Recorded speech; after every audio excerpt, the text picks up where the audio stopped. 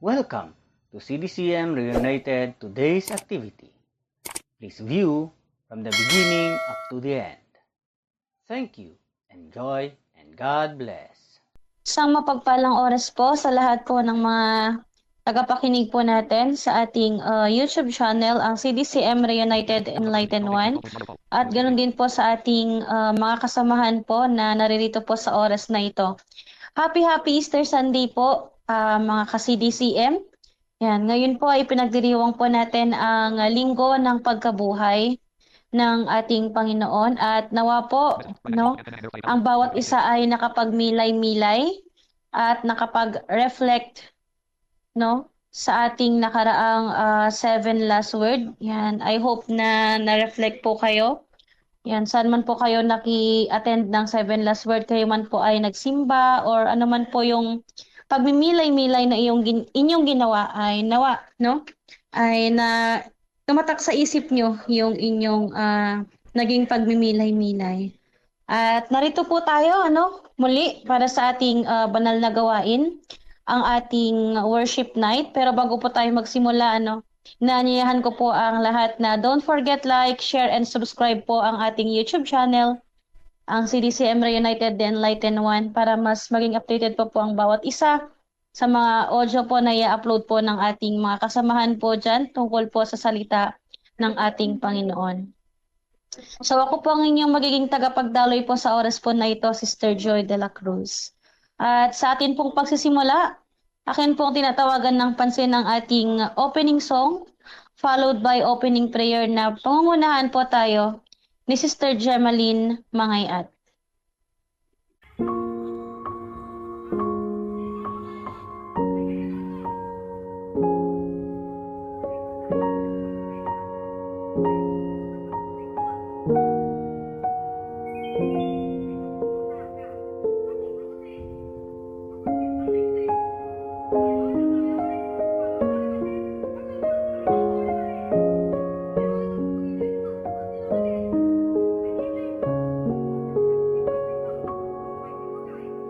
As the deer panted for the water, so my soul longeth after thee.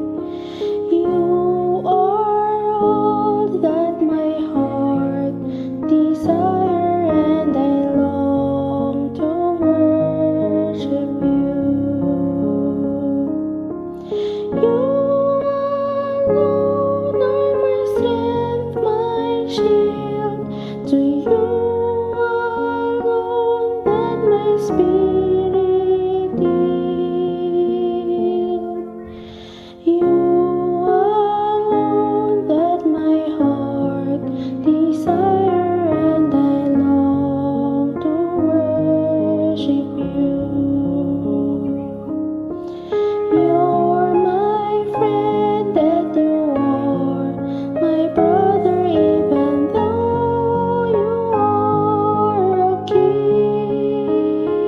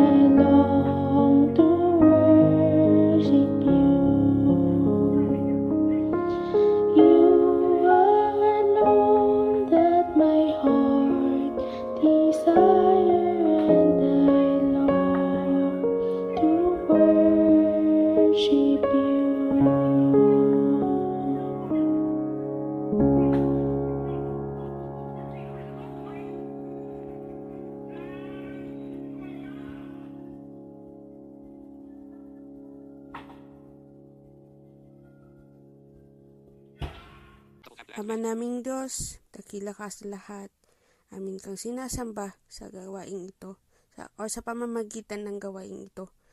Hinihingi namin na kami iyong pakalinisin sa aming mga salita, o mga gawa, o maging isipin man, na alam mo, hindi naging kalukod-lukod sa iyo at sa aming mga kapwa.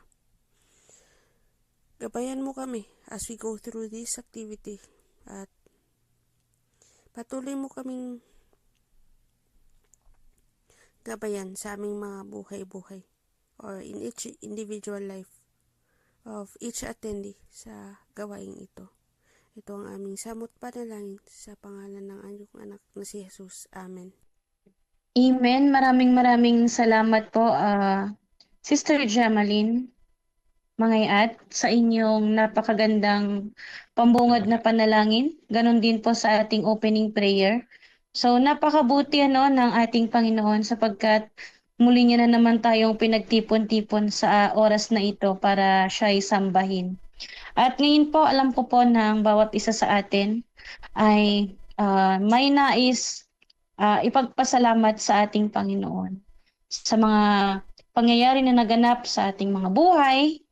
So inaanyayahan ko po kung sino po yung meron pong testimony or patotoo sa oras po na ito ay sige po, open po ang ating mic para magbigay po ng testimony. Kahit short testimony po na bilang pasasalamat po sa ating Panginoon. Okay po?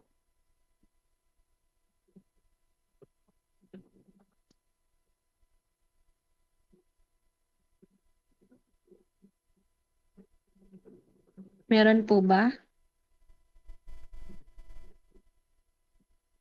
Para po sa mga ka-YouTube channel po natin, no?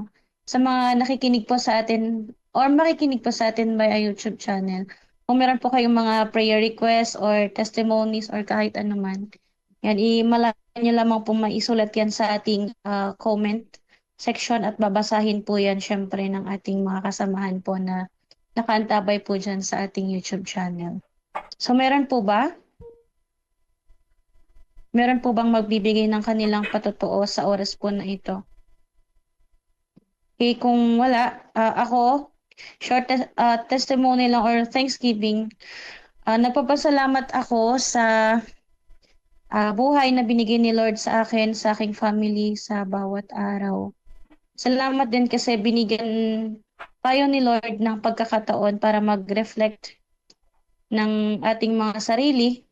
At thankful naman po ako kasi nakapakinig ako ng 7 last word and kasama ng aking lola. So thankful ako kasi patuloy akong ginagabayan or kami ng aking buong family ni Lord. And salamat sa buhay, sa pagpapatatag niya sa akin, sa pagharap ko ng mga trials na dumarating at darating pa po sa akin at sa aking family. Okay, meron po? Meron po bang magbibigay? Okay, kung wala po, tayo na po ay dadako sa ating pagpapapuri at pagsamba sa ating Panginoon. Praise God. Sa pamamagitan po yan, syempre, ng ating worship team. Magandang oras sa mga tayo sa ating Panginoon ngayon.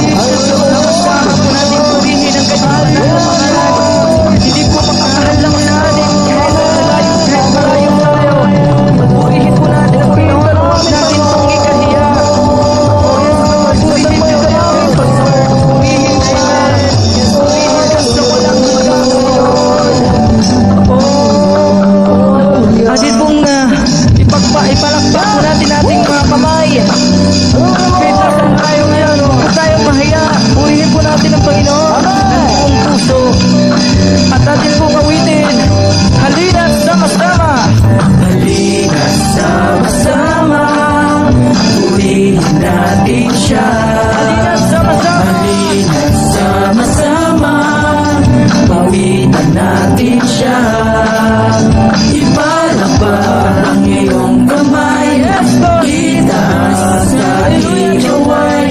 Lahat ay magsa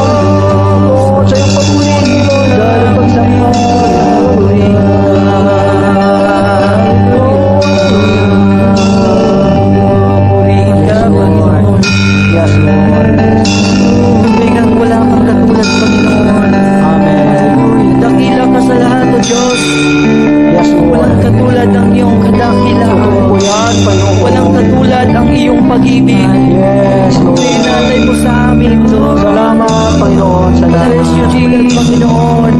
Salamat. Walang higit, Panginoon, at walang magkakapantay sa iyo, Panginoon. Ito po yan, Panginoon. Kayo po ay aming awitan at purihin, Panginoon. Sambat ka Purihan ka po namin. Mga batid, awitan po natin. Awitin ko man lahat ng awit sa mundo. Lord God, di kayang ilarawan ang kadakilaan mo. Kulang ang lahat ng wala. Yes, Lord. Kulang maging mga salita upang ihaya ang kabutihan mo. Mga kapatid, awitin po natin siya. Awitin ko man. Hallelujah. Lahat ng awit sa mundo. Hallelujah, Jesus. Di kayang ilarawan ang kadakilaan mo. Kulang ang lahat ng tula. Kulang maging mga salita upang ilaya ang kabutihan mo. Wala kang katulad, wala nang higit sa'yo. Wala kang katulad, wala nang papantay sa'yo. Ikaw ang Diyos noon pa man, maging ngayon at kailanman. Sa habang panahon, wala kang katulad. Oh, yes, Jesus. Awitan po natin, mga kapatid. Awitin ko man lahat ng awit sa mundo. Di kayang ilarawan ang kadakilaan mo. Kulang ang lahat ng tula. Kulang maging mga salita upang ihaya ang kabutihan mo. Wala kang katulad, wala nang higit sa'yo. Wala kang katulad, papantay sa'yo. Wala nang papantay sa'yo. Ikaw ang Diyos noon pa man, maging ngayon at kailanman. Sa habang panahon, wala kang katulad. Wala kang katulad, wala nang higit sa'yo. Wala kang katulad, wala nang papantay sa'yo. Ikaw ang Diyos noon pa man, maging ngayon at kailanman. Sa habang panahon, wala kang katulad. Sa habang panahon, wala kang katulad. Sa habang panahon, wala kang katulad.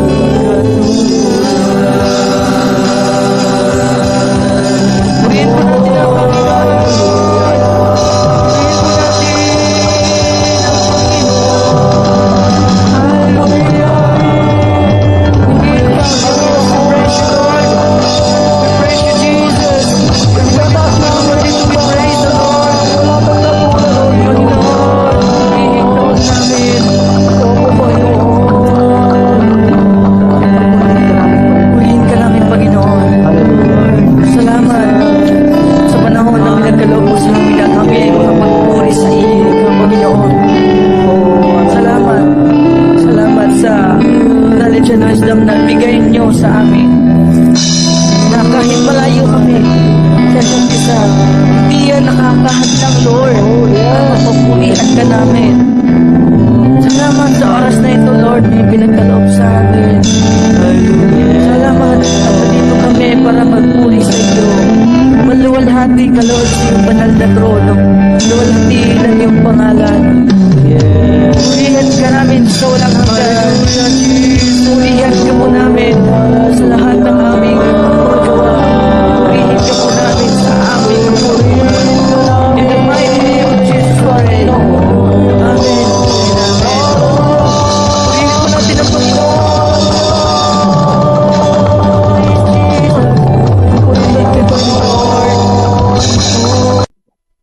maraming salamat, worship team, sa inyong inialay na awitin para sa ating Panginoon.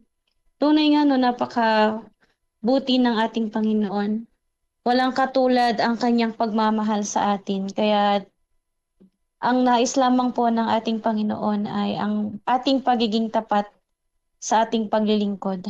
At para makinig po tayo, no, ng salita ng ating Panginoon, akin na pong tinatawagan si Brother Joseph Agnad para sa kanyang pagbabahagi ng salita ng Diyos.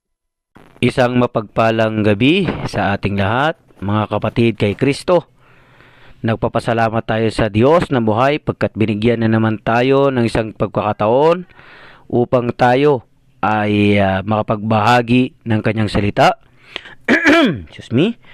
Upang tayo ay makapagtalakay na naman ng kanyang mga salita. Sa oras po na ito, alam po natin na we are remembering the Easter Sunday, yung time na nabuhay ang ating Panginoong Jesucristo pagkatapos siyang nagsuffer ng suffering sa cross ng Kalbaryo. Inalipusta, minaliit ang kanyang pagkatao, ang kanyang pagkadiyos.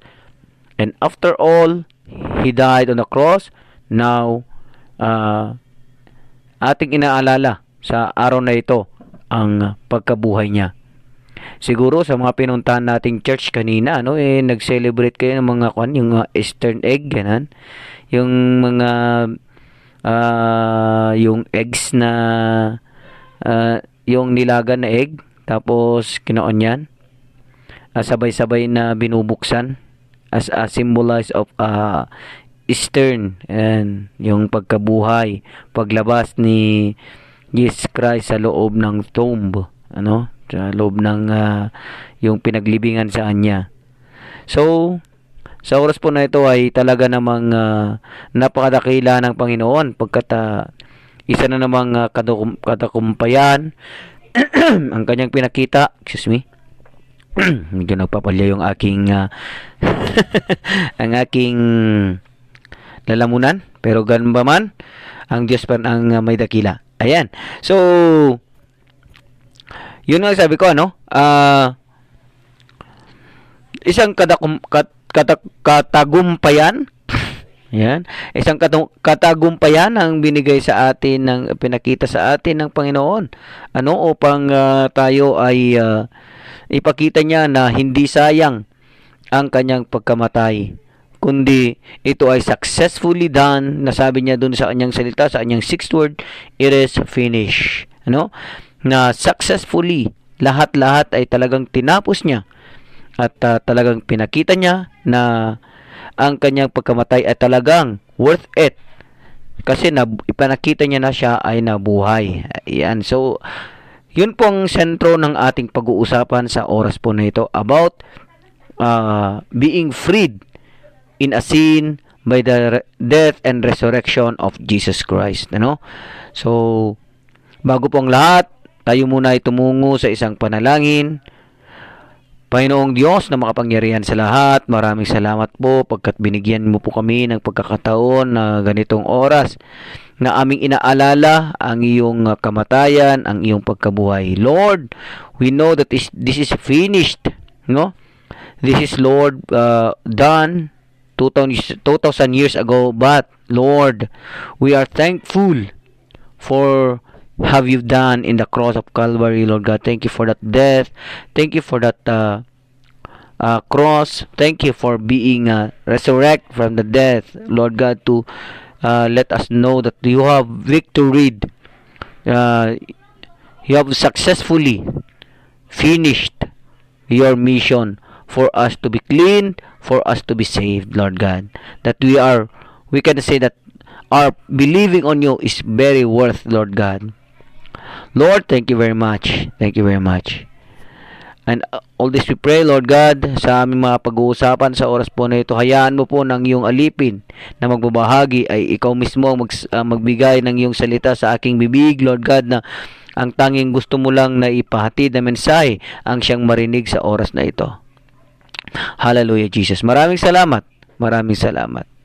Ikaw mag-bless sa puso ng bawat isa sa amin at nawa pagkatapos ng gawain ito ay punong-puno kami ng aral na nagmumula sa iyo.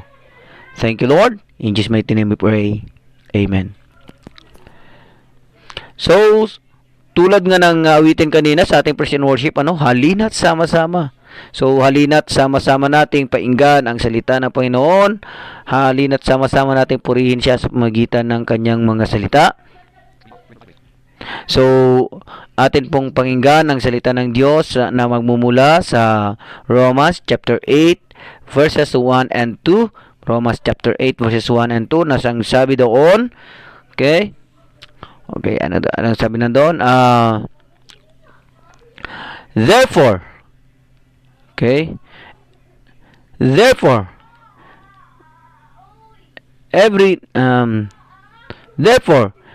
there is no ulitin natin, therefore there is now no condemnation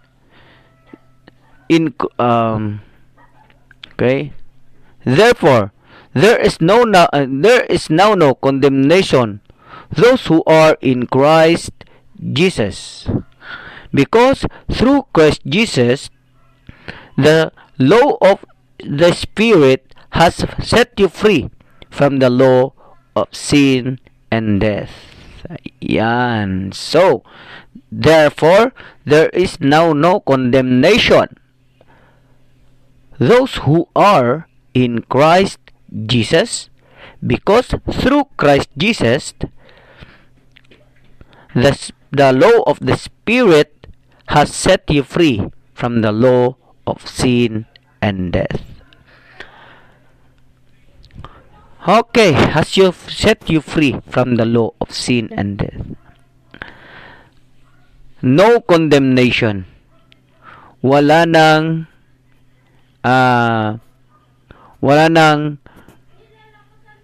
magiging tayong mga na kay Kristo ay wala nang masasabing condemnation, o wala nang masasabi na tayo ay makasalanan. Wala nang masasabi na tayo ay marumi sa paningin ng Diyos. Hindi na masasabi na tayo ay mapapalayo sa piling ng Diyos. We are now magnet. Okay, we are now magnet na mapalapit sa Diyos. Wala nang condemnation. Wala nang hindi na tayo pwedeng ituro na hindi tayo karapat-dapat sa ating Panginoon. Hindi tayo karapat-dapat sa kingdom ng Panginoon. Because, sabi nga doon, kung ikaw ay na kay Kristo, wala nang pag-alinlangan. Wala nang talagang condemnation, or hindi ka nang pwedeng sabihan nga na hindi karapat-dapat na maging Kristiyano. Hindi ka karapat-dapat na manampalataya kay Kristo. Hindi karapat-dapat sa kamatayan ni Kristo. Because we are now in Jesus Christ. We are in Jesus Christ. Nasabi doon sa second verse, because through Christ Jesus, the law of the Spirit has set you free from the law of sin and death. We are set free. We are not set free. Malaya na tayo sa kasalanan at kamatayan. Nang sabi doon sa Romans din, 6:23, if I'm not wrong, that the wages of sin is death, but through Christ Jesus, we are now saved, we are now cleaned, and we have the eternal life. So, through Christ Jesus is meron ng kalayaan sa atin. We are now freed from that sin and death. Nawala na yung wages of sin is death sa atin. Instead, napalitan yan ng buhay na walang hanggan. Napalitan yan at nahugasan ang ating mga kasalanan through the blood of Jesus Christ who died on the cross of Calvary. Ano? So, dito natin makikita mga kapatid na Jesus Christ has pinakita niya sa atin na He's really loving God. He is really a loving God. That He will do everything for us. No? He done everything for us. What is this law of the Spirit who set us free in the sin of death? Ano? Yung law na ito is yung nagsasabi na kung because we are in a flesh, okay, because our flesh is very full of sinful, we cannot worship God. Why? Because God is Spirit. So, sabi doon sa kanyang salita, no? Sa kanyang salita is true worshiping is true. True worshiping is by worshiping God in spirit and in truth. No? We are born in flesh, but by the accepting of Jesus Christ into our life, by believing Jesus Christ into our life, we are born in His Spirit. So God is Spirit, so we must worship Him in His Spirit and in truth. This is the law of the Spirit. That we must live by the Spirit. We must live by the law of the Spirit. At paano natin magagawa ito? Paano natin matutunghayan ang pamumuhay ng purely in a spirit and in truth? Para tayo ay ma-set free sa law of sin and death. Ano ba yung mga law of sin and death? Siyempre, yung mga gawain ng mga makamundong gawain. Itong mga makamundong gawain na patuloy tayong inuudyukan na gumawa ng hindi maganda, na lihis sa kagustuhan ng Panginoon. This is the law of sin and death. Kasi ang gusto ng sin and death ay kaya ikaw ay magkasala ng magkasala. After that, you will penalize in eternal death. You will penalize ng suffering. But ang gusto naman ng law of spirit, you will not do anything na makalihis, na hindi tayo gumawa ng isang bagay na lumilihis sa mga kagustuhan ng Diyos. Nang nais niya lang ay magkaroon tayo ng prize na eternal life. At paano natin to matutunghayan? Paano natin ito magagawa? Siyempre, simple lang. Simple lang, ano? We must see we must do our duty as a Christian in seeing ourselves if we are living by the Spirit law. Or anong ginagawa natin? Baka we are living in the law of the sin and death. Sana makita natin na ang ating sarili ay namumuhay sa law of the Spirit, which is there is love, joy, peace, patience, kindness, goodness, faithfulness, gentleness, and self-control. Ito ang nagiging bunga kung ikaw ay namumuhay sa law ng Spirit. We have this love, we have this joy, we have this gentleness, no? We have the peace, we have the patience, no? Kindness, goodness, and self-control into our life. Okay, we will see kung ano ba ang dapat natin gawin para makamtan natin the law of the Spirit. Unang-una sa lahat, siyempre, we are willing to listen to the Word of God. We are willing to listen to the Word of God. Paano natin masasabi na we are living in a law of the Spirit kung sa Word of God pa lang ay halos iniiwasan mo? Ano? Iniiwasan natin na makinig ng salita ng Diyos. Mas inuuna natin ang mga maamundong gawain. So, to say to being straight, ano? Sa online, mas inuuna natin na nanonood ng YouTube. Mga film, mga movies, mga jokes, kaysa makinig ng salita ng Diyos sa mga YouTube channel na nagbabahagi nito. Or, kung mayroong ganitong gawain, sinasabayan natin na magkaroon ng palaro sa mga iba't ibang platform. Hindi lang sa palaro sa makinig ng basketball. Makinig ng pumunta sa mga messenger na nagpapalaro na sinasabayan ang ganitong gawain. Nakasabay ang ganitong gawain. I'm not condemning them. But I'm just being straight in speaking the truth.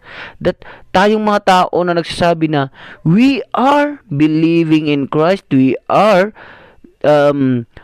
accepting Christ, we are believing that Christ has resurrected from the death, ay ayaw nating makinig. Mas inuuna natin na gawin ang pleasure natin, which is there is no wrong, no?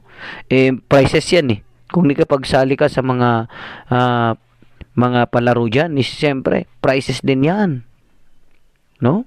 Mananalo ka ng 10, mananalo ka ng 100, mananalo ka ng 150. Kahit alam mong may ganitong gawain, alam mo na mayroong ganitong for spiritual aspect, we are kung minsan inuuna natin ang mga secular na gawa, ano? Inuuna natin ang iba na gawain. Imbis na pumunta sa church, hindi nandoon nakikipag-usap kay jowa sa cellphone. Imbis na inuuna ang Bible study, hindi inuuna ang scatter. Di ba? Madami yan. Mga kabataan ngayon, ganun ang nangyayari ngayon. Instead of listening the Word of God, we are nasabi tayong nanampalataya tayo kay Lord. We are believing in Christ. Yes, we are believing in Christ. But you are doing your part in believing to let you see that you are believing in Christ. Pinaprioritize mo ba ang kanyang mga salita upang mas lalo kang lumago? This is the one kind of dapat mong isakripisyo kung talagang namumuhay tayo by the law of the Spirit. If we want to be namamuhay talaga sa law of Spirit, we must prioritize God, to listen to the Word of God. So, the resurrection of Jesus Christ has wag po nating sayangin yung kanyang suffering, and siya ay namatay at nabuhay muli para sa iyo, para sa akin, na dapat nating suklihan by living in a spirit and in truth, by being prioritized, na mas lalo nating i-priority si Lord sa ating buhay, di ba? May gagaya ng may priority lane para sa PWD, ganoon sana. Bigyan din natin ng priority lane si Lord sa buhay natin by giving first the listening of His Word. yung kanyang mensahe na nais niyang iparating sa atin, mas unahin sana natin ito sa ating buhay. Huwag nating inuuna ang ibang bagay, no? Kung alam mo na mas may may naunang para sa na dapat pera kay Lord na mas unahin natin si Lord. Napakinggan ang nais sana ni Lord. Because we are Christian. We are a Christian. We are not living already in a sin and death. Sa law of sin and death. We are declaring that we are living in the law of the Spirit. So, we need to show that we are living in a spirit and in truth by the law of the Spirit. We must prioritize for listening the word of God. Next is we must accept Jesus Christ truly into our life. We must accept, we are willing to accept Jesus Christ truly into our life. Hindi lang fake, hindi lang sa bunganga sinasabi na, Lord, punta ka dito sa aking puso. Lord, mamuhay ka sa aking buhay. Lord, drive my life. Imaneho mo po ang buhay ko. Huwag lang sana sa salita. Huwag lang sa nguso. Ba't buong puso natin sabihin nito na tinatanggap natin si Jesus Christ? Kasi yung pagsasabi lang na yung pagsasabi na, yes, I accepted Jesus Christ. Mayroon ka pang date na sinabi. Ang daling sabihin nun. Ako, pwede kong sabihin, no, yes, I accept Jesus Christ August 19, 2021. Or, inaccept ko, ako mismo, inaccept ko si Jesus Christ August 19, 2005. No? Accepted Jesus Christ into my life. I receive Him August 19, 2005. Pwede kong sabihin na ganoon. Okay? But, ako ba? Mismong ako. Ako ba? Ginagawa ko ba ang tama para kay Lord? Ginagawa ko ba ang tama? Na nagpapakita na talagang inaccept ko si Jesus Christ? Na nanampalataya ako kay Jesus Christ? No? Sabi nga doon sa James, sa Santiago, faith without action is useless. Faith without action is useless. Kung hindi mo i-work hard yung faith na yan, useless. Walang silbi yung salita mo na inaccept mo si Jesus Christ. Walang silbi na sinasabi mo na nampalataya ka kay Jesus Christ kung hindi mo naman wino-work out yan. Kung hindi natin ito wino-work out, anong silbi na tayo ay nanampalataya kay Kristo? Na kung tayo ay nagsasabi lang sa nguso na accepted Jesus Christ, walang silbi. Sabi nga dyan sa John 3:16, for God so loved the world that He gave His one and only begotten Son, that who believes in Him shall not perish, but have eternal life. No? Na tayo, ay nagkaroon ng buhay na walang hanggan kung tayo ay manampalataya kay Kristo. But, ito ay dapat nasa puso natin, nasa katotohanan na inaccept mo si Jesus Christ, hindi lang sa salita, ipakita natin sa gawa. Ipakita natin sa gawa na tayo ay nanampalataya talaga kay Kristo. Ano? Ang daling sabihin na nanampalataya pero hindi natin may pakita. Ayaw natin. Mismong pakikinig lang ng salita ng Diyos, sabi ko kanina, ayaw nating gawin. Ayaw nating ipakita. Ayaw nating gawin na, doon ka lang sa salita na, okay, tinanong ka, okay brother, naniwala ka ba kay Kristo? Opo. Inaccept mo ba si Kristo? Opo. Anong date? May sinabi kang date. Blah, blah, blah. Ang tanong, willing ka ba na makinig ng kanyang salita? Willing ka ba na mag-sacrifice ng iyong yung mga desire mong, yung mga your wants for the Lord? Yung mga kagustuhan mo ay handa mo bang isakripisyo para kay Lord? Willing ka ba na isurrender ang lahat yan para kay Lord? I-sacrifice? Diba? So, ganoon ang buhay. Willingness to sacrifice everything if you really accepted Jesus Christ into your life. If we really accepted Jesus Christ into our life, we need to sacrifice everything.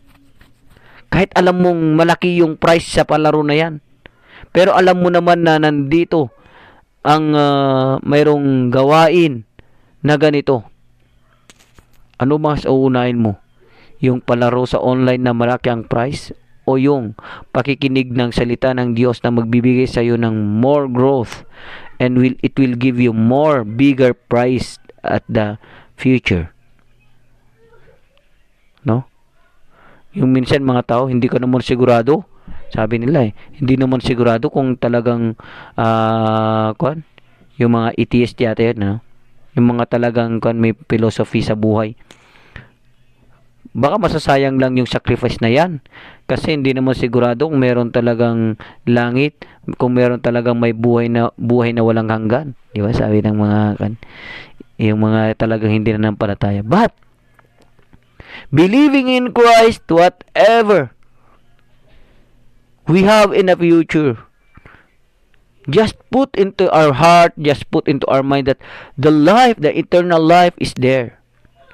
Because yung kanyang salita mismo ang nagsasabi. Ano bang ginawa sa kanyang mga salita? Pinilit na winala ang Bible, pinilit na ubusin ang Bible, pinilit na ubusin ang mga naunang mga Kristiyano para hindi na may pahayag ang salita ni Kristo. But still, ano nangyari? Napigilan ba nila? Hindi. Nakarating pa rin sa henerasyon natin. Kaya masasabi natin, ang salita ng Diyos ay punong-puno ng katotohanan. Ang salita ng Diyos ay punong-puno ng na ito ay hindi nanluloko ang Bible. Hindi nanluloko ang ating nag-iisang Diyos na nagsakripisyo sa krus ng Kalbaryo na muling nabuhay pagkatapos ng 3 araw. Meron pang ang eksena doon sa Bible, no? Doon sa Matthew, na yung mga mismong priest na dapat nagpo-protect sa spiritual aspect ng buhay ng mga Jewish people ay sila pa yung nagpakalat na binilin yung mga sundalo, binayar ang mga sundalo na magsabi ng hindi katotohanan, na magsabi ng kwento-kwento para lang malihis na talagang nabuhay si Kristo. Ayaw nilang masabi ang katotohanan. Di ba mismong tao pa ng mga dapat sila mismo ang magalak sa pagkabuhay muli ni Kristo? Hindi. Sila pa mismo ang naglilihis sa katotohanan, which is hindi pa rin nila nagawan ng paraan kasi kumalat pa rin ang katotohanan na si Kristo ay muling nabuhay para sa atin. So we need to accept. So worth it ang pag-accept natin kay Jesus Christ sa buhay natin. And after accepting Jesus Christ into our life, we are willing to walk with God daily. Naalala ko yung speaking ni Brother Rinaldo, yung walking with God daily. Diba? So we need yung wow, the power of love. Yata yan, speaking ni Brother Rinaldo. Yung nandun, yung willing to walk with God daily. We must willing to walk with God. Ano? Na kahit anong suffering na pagdaanan mo, we need to walk with Him. No? Yung mga, naalala nyo yung doon sa may Acts, nandoon yung, anong tawag dito? Yung mga disciples, di ba? Yung mga disciples is they walk with God. Habang nag-uusap sila, biglang nagpakita si Jesus Christ sa kanila.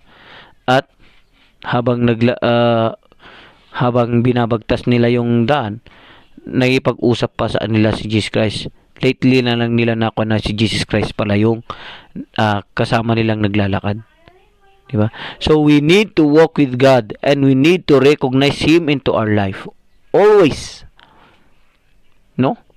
Walking with God, not only walking with Him, but also recognizing Him into our life. Daling sabihin natin na, sige, makipaglakad ako kay Kristo. Ang si Peter mismo, sabi niya, hindi kita iiwan, Lord. Never kitang ipagkakaila, Lord. Sabi ni Peter. Pero nung dumating yung trial, anong ginawa niya? Pinagkaila niya ng 3 beses si Jesus Christ. Dito natin makikita that we must walk with God with recognizing Him into our life.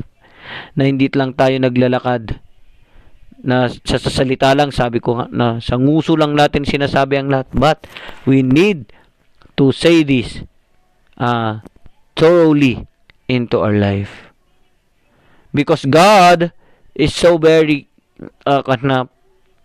tao na dapat nating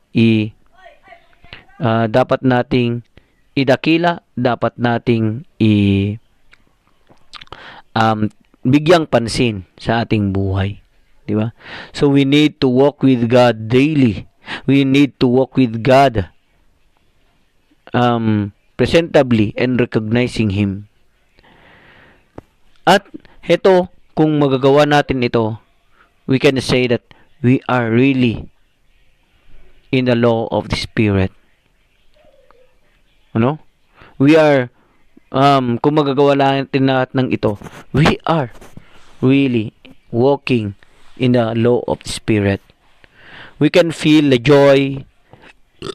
We can feel the love, joy, peace, patience, kindness, goodness, faithfulness, gentleness, and self-control. This is the fruit of the Holy Spirit na kung ating hayaan na makontrol tayo ng law of Spirit, we can feel this fruit of the Holy Spirit into our life. And na sana ay atin itong talagang na-feel.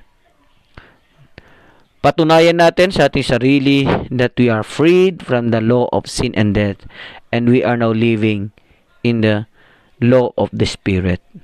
If we need to sacrifice for God, we need to do. Bakit? Si Jesus Christ nga, He sacrificed His pride being a God for us to be freed to that sin and death. He can do what He want. Nung hinuli siya, pwede siyang lumaban.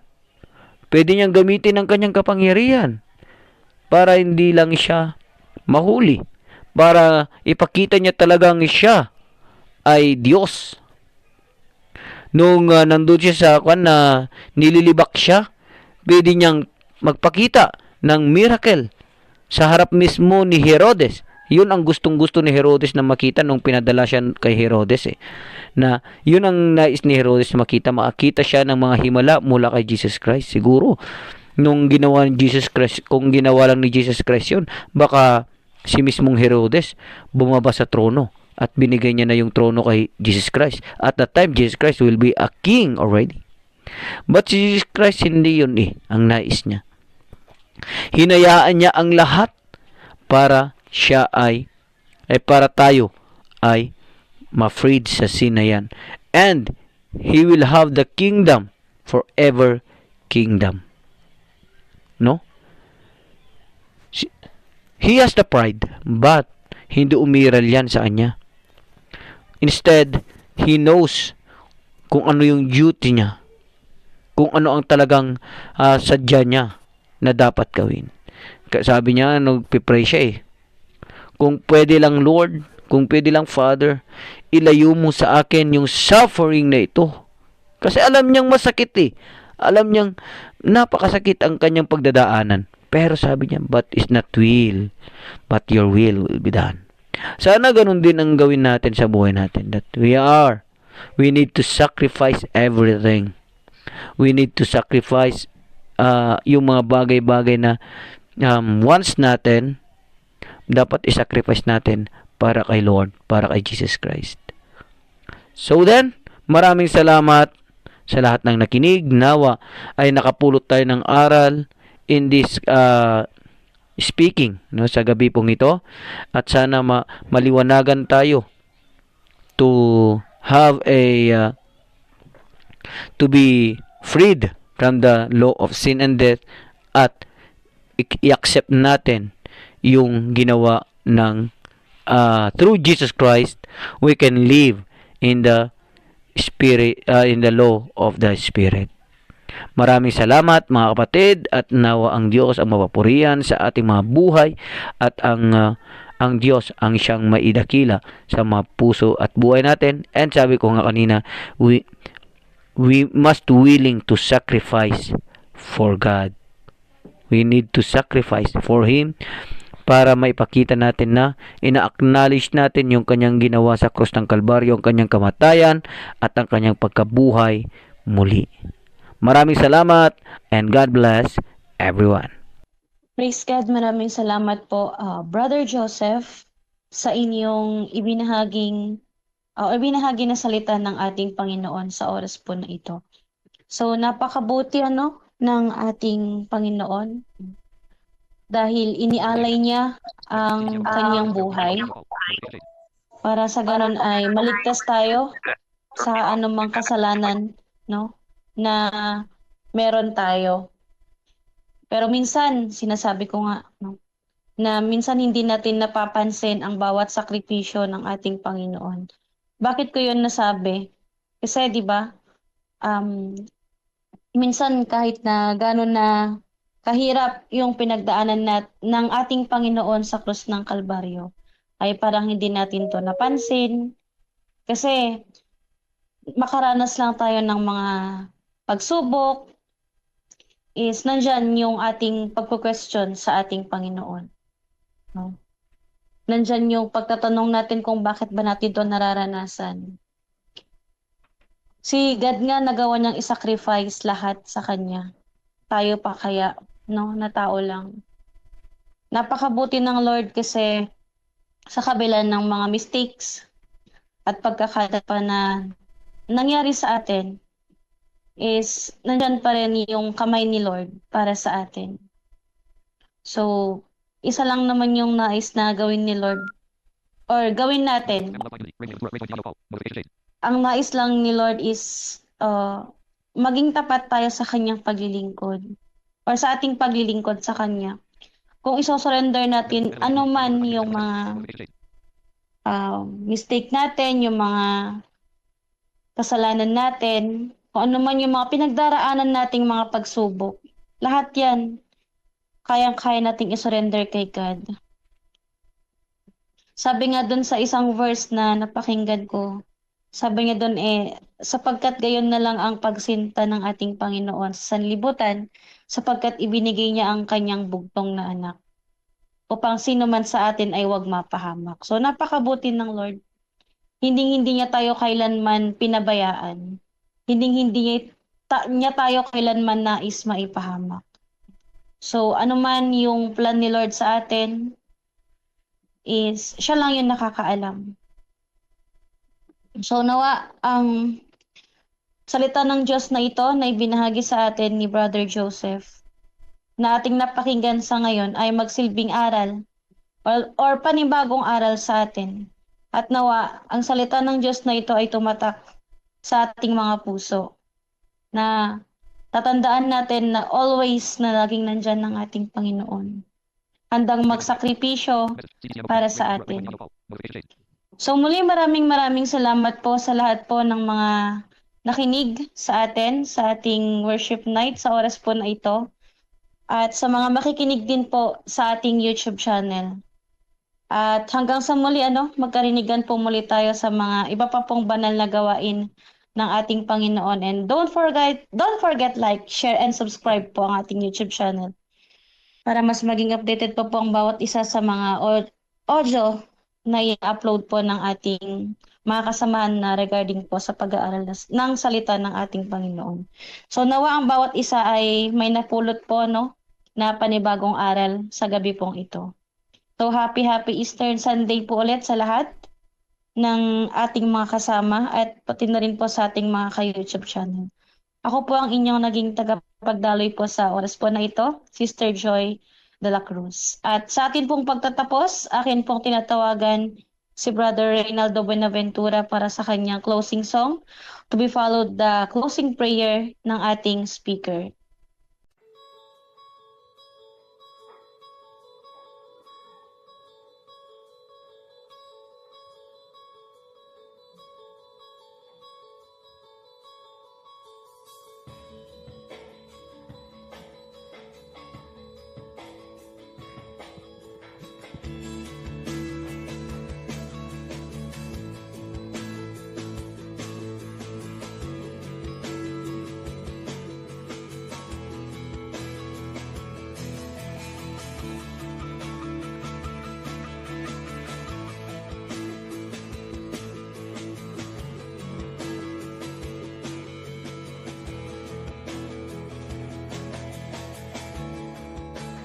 Everyone needs compassion, a love that's never failing.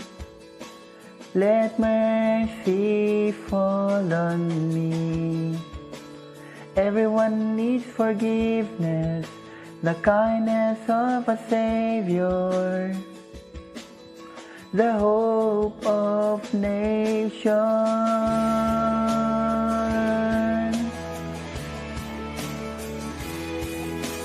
Savior, He can move the mountains. My God is mighty to save. He is mighty to save. Forever, author of salvation. He rose and conquered the grave.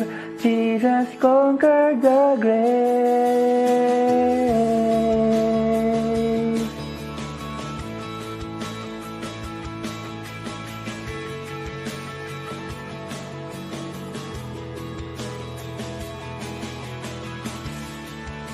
So take me as you find me, all my fears and failures. You fill my life again. I give my life to follow everything that I believe in. And now I surrender.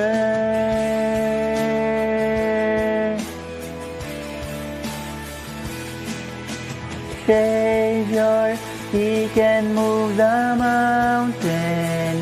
My God is mighty to save. He is mighty to save. Forever, author of salvation. He rose and conquered the grave. Jesus conquered the grave. Savior, He can move the mountains. My God is mighty to save. He is mighty to save. Forever, author of salvation. He rose and conquered the grave. Jesus conquered the grave.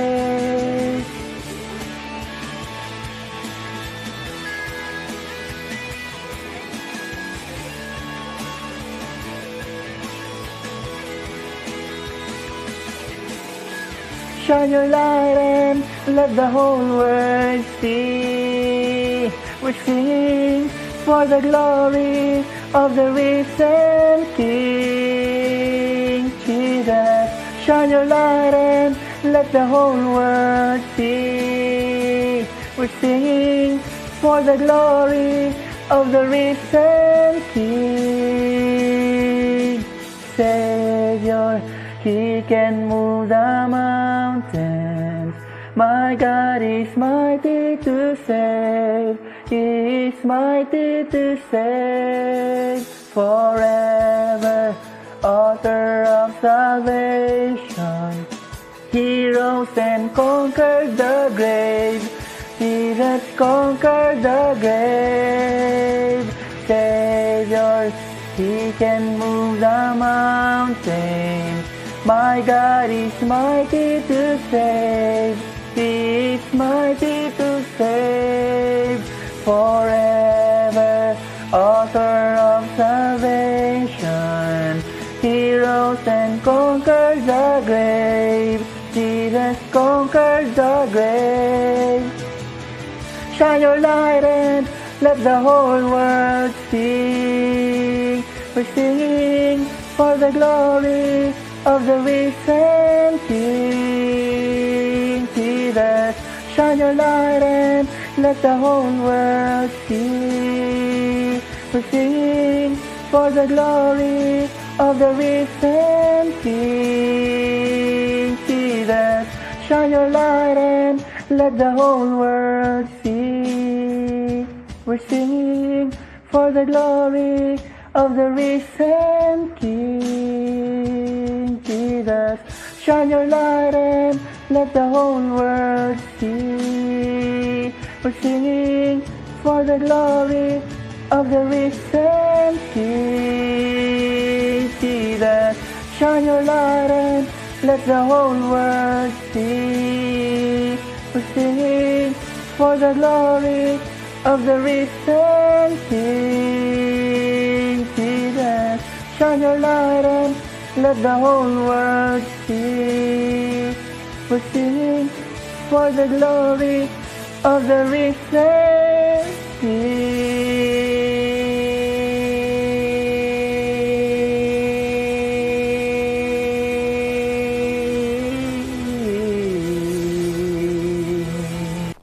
Manalangin tayo.